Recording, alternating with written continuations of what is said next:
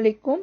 Today the topic of discussion is PIDA Act 2006 Lecture 3. In previous two lectures we have already discussed Section 3 to Section 10 about the grounds for proceedings and penalties, initiation of proceeding, suspension, procedure where inquiry is dispensed with, and procedure of inquiry followed by the competent authority and by the inquiry officer or inquiry committee. And in this video, in this lecture, we will discuss about the powers of inquiry officer under Section 11, duties of departmental representative under Section 12, order to be passed by the competent authority under Section 13, personal hearing under Section 14, procedure of inquiry against officers under Section 15, appeal, review and revision under Section 16 and 17. So, Section 11 says powers of inquiry officer and inquiry committee. Section 11 says that for the purpose of an inquiry, the inquiry officer and the inquiry committee shall have the power of a civil court, trying a suit under the Code of Civil Procedure 1908 in respect of the following: for summoning and enforcing attendance of any person and examining that person on oath, and for requiring the discovery and production of documents and receiving evidence on affidavits, and issuing commission for examination of witnesses and documents. Section 11 कहता है कि inquiry officer और inquiry committee के पास civil court की पास होंगी किसी भी person को समन करने के लिए या उसको इन्फोर्स करने के लिए उसकी अटेंडेंस को, या रिक्वायरिंग द डिस्कवरी और प्रोडक्शन ऑफ डॉक्यूमेंट या एफिडेविट पे एविडेंस रिसीव करने के लिए, या इशू कमीशन जो है उसको इशू करने के लिए, for the examination of witness and documents. Section 12 is about the duties of departmental representative under Section 12. Departmental representative shall perform the following duties, namely क्या है कि render his full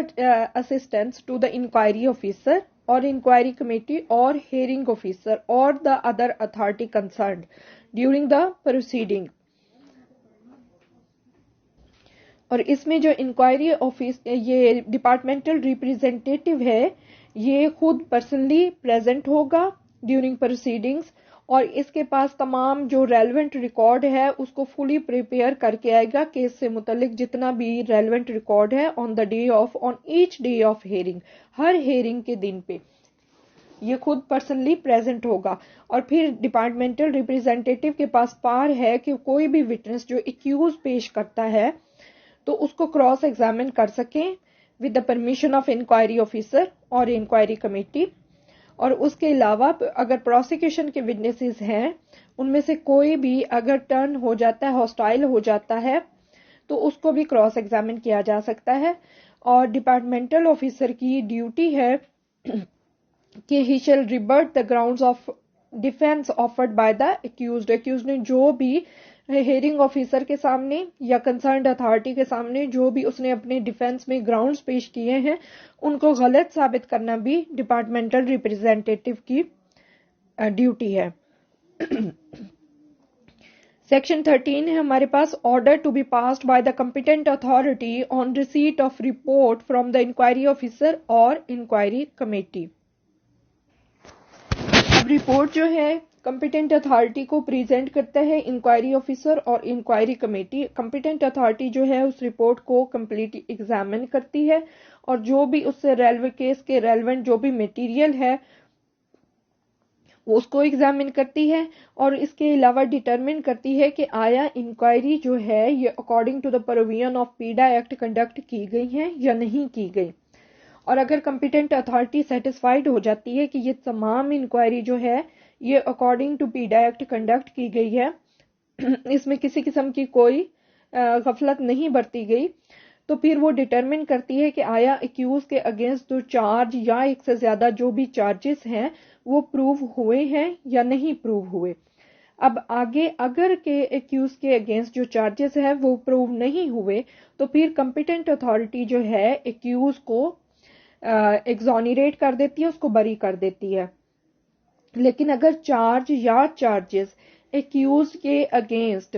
پروو ہو گئے ہیں تو پھر جو کمپیٹنٹ اتھارٹی ہے وہ ایک شو کاز نوٹس ایشو کرے گی ایکیوز کو، جس میں اس کو انفارم کرے گی اس کے چارجز کے متعلق، جو اس پہ ایک چارج یا ایک سے زیادہ ہے اس کے اگینسٹ پروو ہوئے ان کے متعلق اسے انفارم کرے گی. ان چارجز پہ جو اس کو پینلٹی یا پینلٹیز امپوزڈ ہو سکتی ہیں وہ بھی اسے بتایا جائے گا. جو بھی انکوائری آفیسر یا انکوائری کمیٹی اس پہ پینلٹی امپوز کر سکتا ہے بتایا جائے گا. اس کے علاوہ اتھارٹی اپنے شو کاز نوٹس کے ذریعے ایکیوز کو ریزنیبل اپرچونٹی دے گی کہ وہ جو پینلٹی یا ایک سے زیادہ پینلٹیز ہیں اس پہ امپوزڈ ہوئی ہیں ان کے اگینسٹ شو کاز کر سکے اور اپنا جو بھی بات ہے وہ ان رائٹنگ جو ہے وہ سبمٹ کروا دے.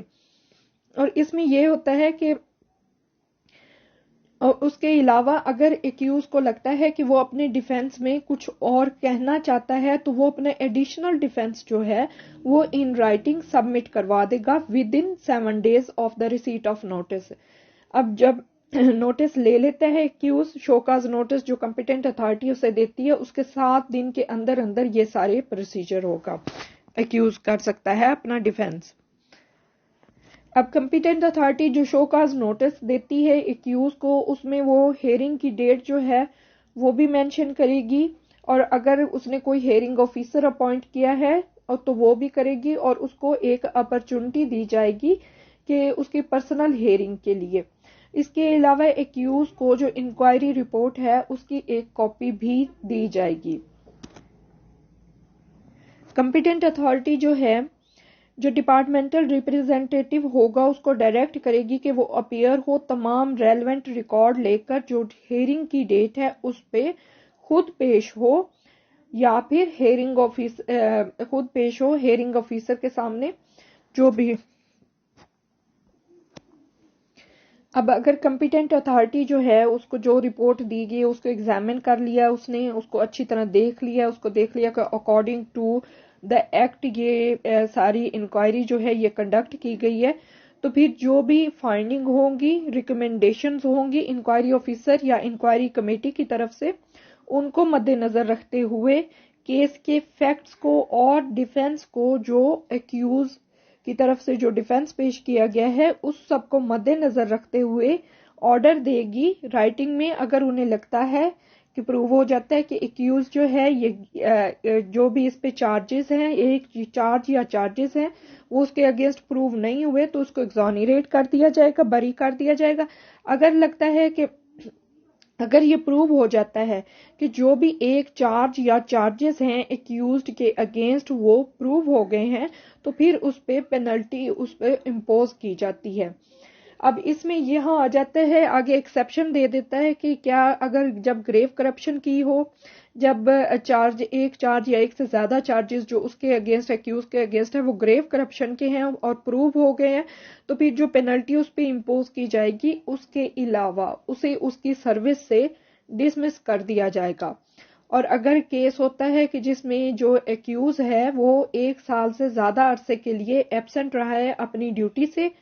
اور اس کے اگینسٹ جو چارجز ہیں وہ پروو ہو جاتے ہیں تو پھر اس کو پینلٹی کے کمپلسری ریٹائرمنٹ، ریموول اور ڈسمسل فرام سروس اس کی پینلٹی اس ایکیوز پہ امپوز کی جاتی ہے. اب یہاں پہ آ جاتا ہے کہ اگر کمپیٹنٹ اتھارٹی وہ سیٹسفائیڈ ہے کہ جو انکوائری پروسیڈنگ ہے یہ اکارڈنگ ٹو لا یا according to PEEDA act conduct نہیں کی گئی، اس میں کافی سارے فیکٹس اور جو کافی کیس کے میرٹس ہیں اس کو اگنور کیا گیا ہے اور سفیشینٹ گراؤنڈز ہیں جو اتھارٹی کو سیٹسفائی کرتے ہیں کہ یہ اکارڈنگ ٹو لا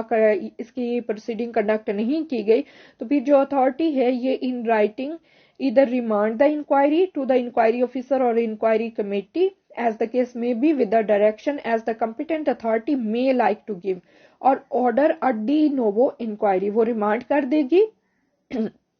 یا پھر ڈی نوو انکوائری ایک نئے سرے سے انکوائری کرنے کا آرڈر دے گی. اب انکوائری رپورٹ آ جاتی ہے کمپیٹنٹ اتھارٹی کے پاس. تو کمپیٹنٹ اتھارٹی جو ہے ایکسیپٹ چیف منسٹر، اس کے علاوہ جو اور کوئی بھی کمپیٹنٹ اتھارٹی ہے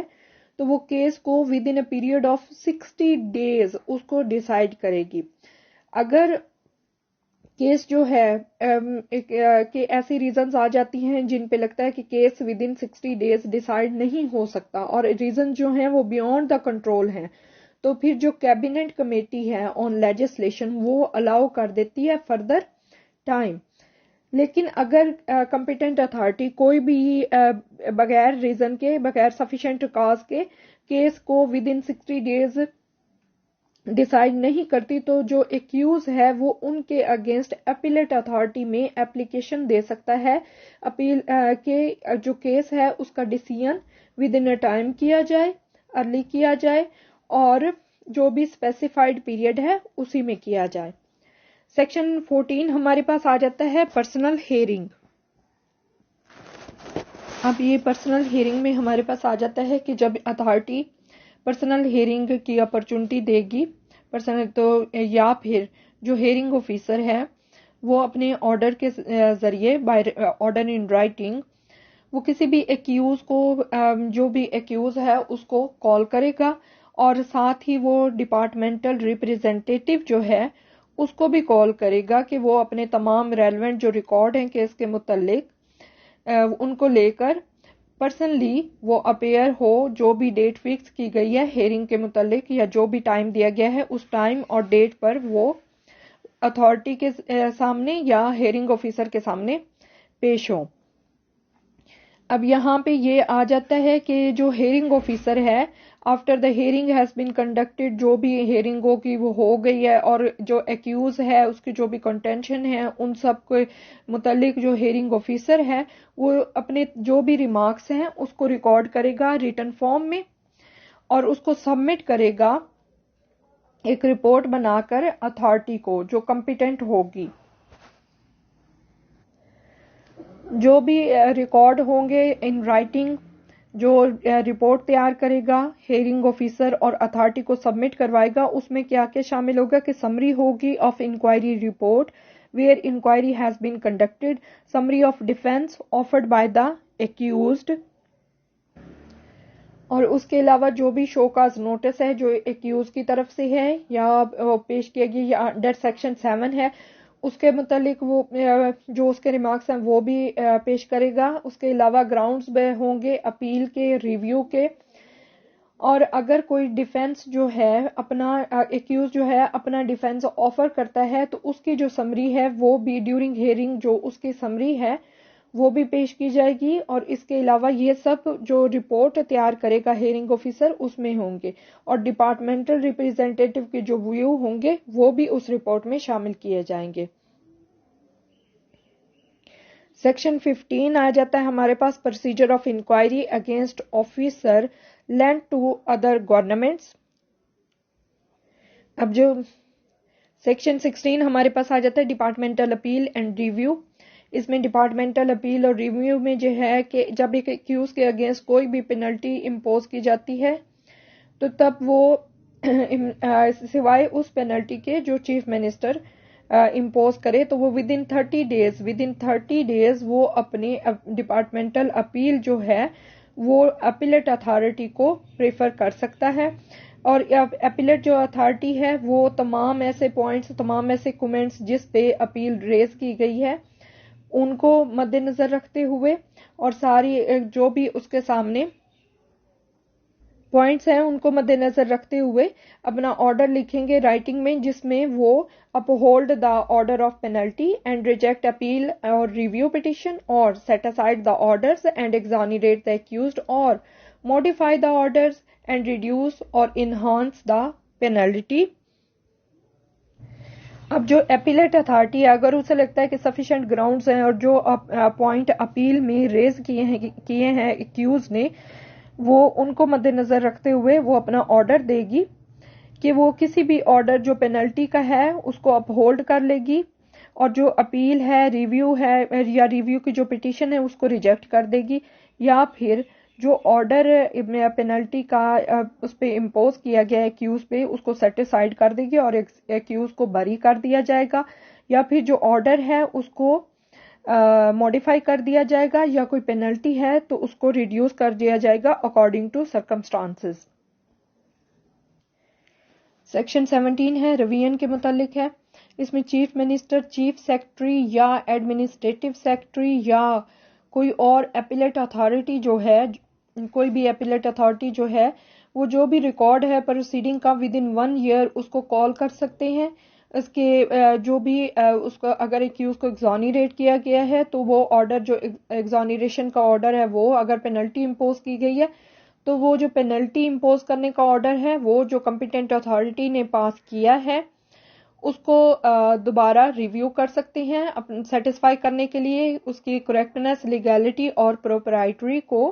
اس پروسیڈنگز کو چیک کرنے کے لیے اس آرڈر کو دوبارہ کال کر سکتے ہیں، اس کا ریکارڈ کال کر سکتے ہیں۔ اب جو ریکارڈ یہ کمپیٹنٹ یہ اتھارٹیز منگواتی ہیں جو آرڈر پاس ہوا ہے تو وہ اس ریکارڈ کو کیا کریں گے، ایگزامن کریں گے۔ ایگزامن کرنے کے بعد یہ اتھارٹیز اس کو اپ ہولڈ کر سکتے ہیں اس آرڈر کو جو کہ کمپیٹنٹ اتھارٹی نے پاس کیا ہے یا اپیلیٹ اتھارٹی نے پاس کیا ہے، یا پھر جو کمپیٹنٹ اتھارٹی ہے اس کو آرڈر کر سکتے ہیں کہ نئے سرے سے پوری پروسیڈنگ جو ہے اس کو نئے سرے سے اس کا آغاز کیا جائے، یا جو پینلٹی اس پہ امپوز ہوئی ہے اس کو انہانس کر سکتے ہیں یا کوئی نئی پینلٹی اس پہ امپوز کر سکتے ہیں۔ تو یہ ریویژن سیکشن 17 میں ہے۔ Revision chief minister, chief secretary, administrative secretary اور اپیلیٹ اتھارٹی جو ہے یہ کال کریں گے ریکارڈ جو پروسیڈنگ کا ہے within 1 year. So this is end of PIDA Act 2006. I hope you like my video.